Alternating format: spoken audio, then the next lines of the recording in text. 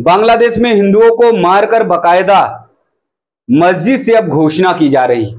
हिंदुओं को यह बताया जा रहा है कि अब बांग्लादेश में किसी भी सूरत में हिंदू रह नहीं सकता, किसी भी तरह से बांग्लादेश में उसे रहने नहीं दिया जाएगा और उसे मारकर मस्जिदों से ऐलान किया जाएगा, सूचित किया जाएगा, बताया जाएगा, जिससे हर हिंदू के मन में डर बैठ जाए, घबराहट बैठ जाए और वो बांग्लादेश किसी भी तरह से किसी भी सूरत में छोड़कर भाग जाए। एक ऐसा ही मामला आया, एक युवक को बांग्लादेश में भीड़ ने मार दिया। इस निंदा का उस पर आरोप लगाया। पुलिस वहां पर खड़ी थी, प्रशासन के लोग खड़े थे, सेना के जवान खड़े थे और उनके बीच में युवक को पीट पीट कर उसे मौत के घाट उतार दिया गया। ना सेना ने उसे बचाया, ना पुलिस ने उसे बचाया और भीड़ तंत्र तो उसे मारने के लिए आमादा थी ही थी और इसलिए भीड़ ने जमकर उसकी पिटाई की और उसके बाद युवक की मौत हो गई। उसके बाद बकायदा मस्जिद से ऐलान किया गया। जो कुछ हिंदू कोशिश करते उस युवक को बचाने के लिए, कुछ हिंदू आगे बढ़ते कि किसी भी तरह से युवक की जान बचाई जाए, भीड़ से उसे निकाला जाए और उसे मौत के मुंह से बचा लिया जाए, लेकिन उससे पहले मस्जिद से ऐलान शुरू कर दिया गया और ये कहा गया कि इस निंदा के मामले में युवक को पकड़ा गया है, उसे जमकर मारा जा रहा है, उसके साथ जमकर मारपीट की जा रही है। खबरदार कोई भी हिंदू आगे ना आए उसे बचाने के लिए। यदि कोई भी आता है, उसके परिवार का सदस्य भी आता है, तो जिस तरह से हिंदू की स्थिति हो रही है, जिस तरह से हिंदू के साथ उस युवक के साथ किया जा रहा है, उसी तरह से उसके परिवार के साथ अन्य लोगों के साथ भी किया जाएगा। यानी उसे जमकर पीटा जाएगा, उसे मौत के घाट भी उतार दिया जाएगा। और यही हाल उस युवक के साथ रहा। उस युवक को थाने में ही लाकर जमकर पीटा गया, जमकर उसके साथ मारपीट की गई, लहूलुहान हो गया, बदहवास हो गया, बेहोश हो गया और कुछ देर के बाद वो युवक मौत के मुंह में समा जाता है और उसके बाद मस्जिद से फिर ऐलान कर दिया जाता है कि हिंदू युवक जिसने इस निंदा की थी उसे मौत के घाट उतार दिया गया। इस निंदा एक बहाना है, क्योंकि बांग्लादेश से सिर्फ और सिर्फ हिंदुओं को भगाना है, हिंदुओं को खत्म करना है, हिंदुओं को किसी भी तरह से बांग्लादेश में टिके नहीं रहने देना है, उसे बांग्लादेश खाली कराना है। और इसीलिए इस निंदा का आरोप लगाकर हिंदू युवक की हत्या कर दी गई, उसे मौत के घाट उतार दिया गया। अब आप समझिए कि पहले हिंदू युवकों को या हिंदुओं को दौड़ा दौड़ा कर बांग्लादेश में मारा गया, पहले हिंदुओं के घर जला दिए गए, हिंदुओं के सामने छोटी छोटी बच्चियों के साथ उनके माता पिता के सामने ही रेप किया गया और फिर उन्हें मौत के घाट उतार दिया गया। आप समझिए कि कैसे छोटी छोटी बच्चियों के साथ में 30 से 35 लोग रेप करते थे, दुष्कर्म करते थे और उसके बाद उनके माता पिता के सामने, उनके भाइयों के सामने उसे मौत के घाट उतार देते थे।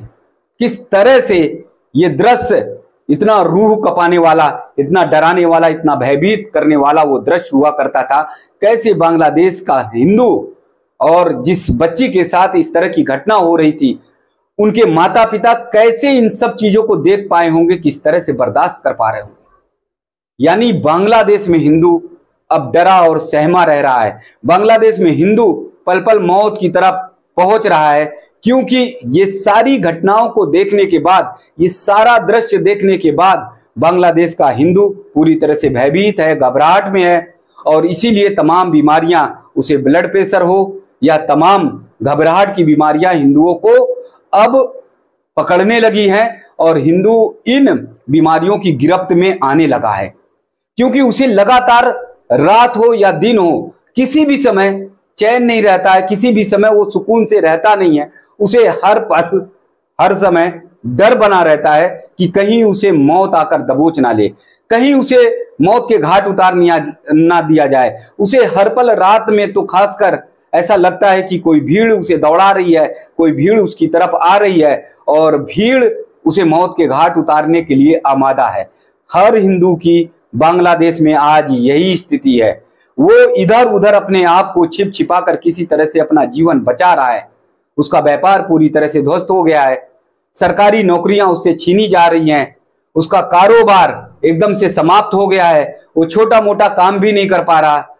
वहीं पर बाढ़ग्रस्त क्षेत्रों में भी हिंदू जहां पर मदद के लिए कुछ सामग्री मांगता है तो उसे वो सामग्री दी नहीं जाती है, उसके साथ दोहरा मापदंड अपनाया जाता है। क्योंकि वो हिंदू है तो इसलिए उसे खाद्य सामग्री भी नहीं दी जाती है। तो ऐसे हालात में हिंदू जाए तो जाए कहां, किस जगह पर जाए? क्यों नहीं ऐसा किया जाता है कि बांग्लादेश के सारे हिंदुओं को भारत बुला लिया जाए? करीब 1.5 करोड़ के करीब हिंदू हैं, लेकिन उससे अधिक 5 करोड़ के करीब भारतवर्ष में रोहिंग्या मुस्लिम बांग्लादेशी हैं। उनको मार मार कर भगाया जाए, उन्हें इस देश से निकाला जाए, उन्हें इस देश से निकालकर उनके देश बांग्लादेश, म्यांमार जहां के भी हों वहां पर उन्हें पहुंचाया जाए और बांग्लादेश में जो हिंदू है करीब 1.5 करोड़ के करीब, उसे भारत लाया जाए, उसे भारत में रहने के लिए शरण दिया जाए। बहुत बड़ा सवाल है कि जब रोहिंग्या यहां पर रह सकता है, उसे पूरी तरह से उसके सारे कागजात उसके दुरुस्त करा दिए जाते हैं, उसे सारी व्यवस्थाएं सुविधाएं दी जाती हैं, यहां तक कि फर्जी कागजात बनाकर वो सरकारी आवास तक पा लेता है, सारी सरकारी सुविधाएं ले रहा है। बांग्लादेशी भी इसी तरह से तमाम बांग्लादेशी हैं जो तमाम सरकारी सुविधाएं यहां पर ले रहे हैं फर्जी दस्तावेज बनाकर। तो ऐसे में क्यों नहीं बांग्लादेश के हिंदुओं को भारत बुलाया जाए, भारत में रहने के लिए व्यवस्था की जाए, उन्हें चाहे देश के किसी भी एक कोने में, किसी भी एक प्रांत में जगह दे दिया जाए, लेकिन उन्हें रहने के लिए शरण दी जाए। क्योंकि अभी भी लाखों की संख्या में बांग्लादेश में हिंदू भारत के बॉर्डर पर, भारत की सीमाओं पर खड़े हुए हैं और वो भारत से मांग कर रहे हैं भारत के अंदर आने के लिए, भारत की सीमाओं में प्रवेश करने के लिए। भारत के प्रधानमंत्री से लेकर तमाम बड़े नेताओं से वो मांग कर रहे हैं किसी भी तरह से उन्हें भारत में आने के लिए शरण दी जाए। अर्थात भारत में अगर उन्हें शरण नहीं दी गई तो निश्चित मानिए बांग्लादेश एक दिन हिंदू विहीन हो जाएगा, वहां पर एक भी हिंदू नहीं रहेगा। जिस प्रकार से पाकिस्तान हिंदू विहीन होता जा रहा है, जिस प्रकार से अफगानिस्तान पूरी तरह से मान ही लीजिए कि हिंदू विहीन हो गया है, उसी तरह से बांग्लादेश भी हिंदू विहीन हो जाएगा। इसलिए भारत सरकार को कठोर कदम उठाना चाहिए, सख्त कदम उठाना चाहिए। हिंदुओं की रक्षा के लिए कम से कम उन्हें भारत में प्रवेश देना चाहिए, पहले फौरी तौर पर उनकी जान बचानी चाहिए और फिर उसके बाद कुछ व्यवस्था उनके लिए करनी चाहिए। और इजराइल, चाहे फलस्तीन हो, हमास हो या फिर ईरान, तमाम मुस्लिम देशों को चुनौती देता है। यानी इजराइल के सामने ये सारे के सारे देश टिक नहीं पाते। तो भारत को इजराइल से सीखना पड़ेगा, इजराइल की रणनीति से सीखना पड़ेगा कि कैसे चारों तरफ से मुस्लिम कंट्री से घिरा हुआ इजराइल पूरी तरह से मोर्चा लेता है और किसी से भी घबराता नहीं है। भारत को यही रणनीति अपनानी पड़ेगी, वरना जैसे हालात अफगानिस्तान में हुए, जैसे हालात पाकिस्तान में हिंदुओं के खिलाफ हुए, जिस तरह से बांग्लादेश में हिंदुओं की स्थिति होती जा रही है, दिन प्रतिदिन वो मौत के घाट उतारे जा रहे हैं। बहुत कम संख्या में हिंदू बचने वाले हैं, बमुश्किल हो सकता है कि उनका जीवन बच पाए। ये बहुत बड़ी विडंबना पूरे देश के सामने यानी भारत के सामने होने वाली है। तो ऐसे हालात में एक दिन भारत में भी यही स्थिति उत्पन्न होगी, क्योंकि भारत अगर मजबूती से खड़ा नहीं होगा, भारत यदि हिंदुओं को बचाने के लिए, बांग्लादेश के हिंदुओं को बचाने के लिए कोई कठोर कदम नहीं उठाएगा, तो भारत के अंदर भी कट्टरपंथी मौलवी और मौलाना वो जान लेंगे कि भारत की सरकार बहुत मजबूत नहीं है इस समय, और हो सकता है कि आने वाले दिनों में स्थितियां बदले, परिस्थितियां बदले, सरकार बदले, तो फिर पूरी तरह से मौलवी मौलाना और कट्टरपंथी पूरी तरह से हिंदुओं पर हमलावर हो जाएंगे और वो फिर हिंदुओं को यहाँ पर छोड़ने वाले नहीं है। तो आने वाला भविष्य तमाम ऐसे लोग, तमाम ऐसे विचारक, चिंतक वो सब बताते हैं कि आने वाले दिनों में यही स्थिति भारत में हो सकती है जैसा बांग्लादेश में हो रहा है।